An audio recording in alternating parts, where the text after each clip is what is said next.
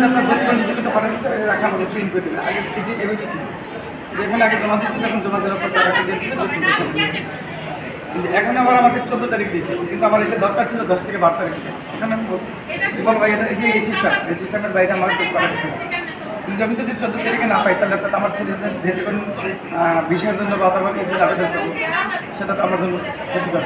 আমি আবেদন করছি, আমার 5টা আবেদনের মধ্যে সবটাই ঠিক আছে। আমার ভোটার আইডি কার্ড দিয়ে তো আবেদন করছি, আমার ভোটার আইডি কার্ডের সাথে সাথে স্পেলিংটা ভুল হওয়ার কথা না, ভোটটা তো সিটি কর্পোরেশন করছে, আমি করিনি। প্রবলেমটা হচ্ছে যে আমার এটা তো আমি কারেকশন করেছি, কিন্তু এখন ওনারা বলছে যে এটা হবে না, এটা কাজ হবে। আমি যদি আমার ছেলে পাসপোর্ট করতে যাই তখন ওই ন্যাশনাল সার্ভারে এটা লিঙ্কটা আসবে, এখন নতুন করে করতে হবে আর নাহলে অপেক্ষা করতে হবে এটার জন্য। তো এটার জন্য তো আমি এক্সট্রা ফি দিয়ে আমি তো গভর্নমেন্ট ফি দিয়ে এটা করেছি। জেলা প্রশাসকের কাছে যেতে হয়, যেই কারণে ওটা হয়ে আসার পরে কিন্তু আমাদের অফিসে এই ক্ষেত্রে কোনো ওখান থেকে যদি আসার পরে কিন্তু আমরা সাথে সাথে দিয়ে থাকি। তারপরে যদি আপনি সুনির্দিষ্টভাবে বলেন, উনি যদি আমাদের দৃষ্টিতে আনেন, আমরা সর্বোচ্চ চেষ্টা করব যাতে তাকে দ্রুততম সময়ের ভিতরে এই সেবাটি যাতে তার বিষয়টি দেওয়া যায়, কারণ তার প্রয়োজনেই তো সে এটি এসেছে। সুতরাং সেখানে বিলম্ব হওয়া মানে সেটি কোনোভাবে প্রত্যাশিত না।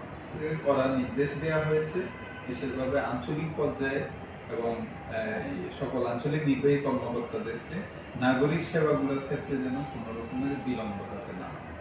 ঢাকা দক্ষিণ সিটি কর্পোরেশন নিজস্ব ব্যবস্থাপনা যে সার্ভার তৈরি করে জন্ম নিবন্ধন দিয়েছিল সেটা সম্পূর্ণ আইন এবং বিধিমূলক অবৈধ ছিল।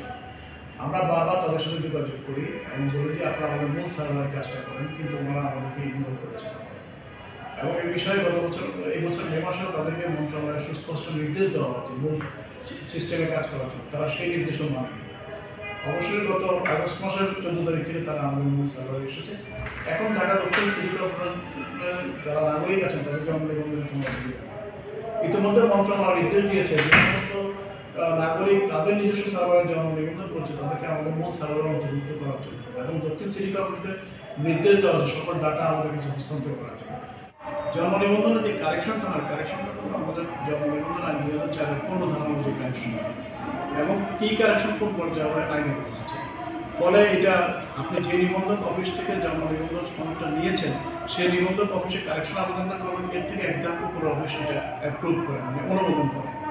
আর কারেকশন আবেদনের ক্ষেত্রে সবসময় তাকে প্রমাণ হিসেবে কিছু জিনিস দিতে হয়, কারণ হয় সে নাম কারেকশন দেয় অথবা আপনার তার জন্ম তারিখ কারেকশন দেয় বা ঠিকানা কারেকশন দেয়। এগুলো আইন অনুযায়ী যাচাই বাছাই করার জন্য নিবন্ধকরা ক্ষমতাপ্রাপ্ত, এবং এই আইন তাদেরকে যাচাই বাছাই করার সুযোগ দিয়েছে, এবং এর জন্য তারা 15 দিন সময়ও পায়। এখন যেটা হলো যে এই সময়টা মানে অতি দ্রুত করে কিছুটা কমিয়ে আনা যায় কিনা সেটা আমরা চিন্তা করতে পারি।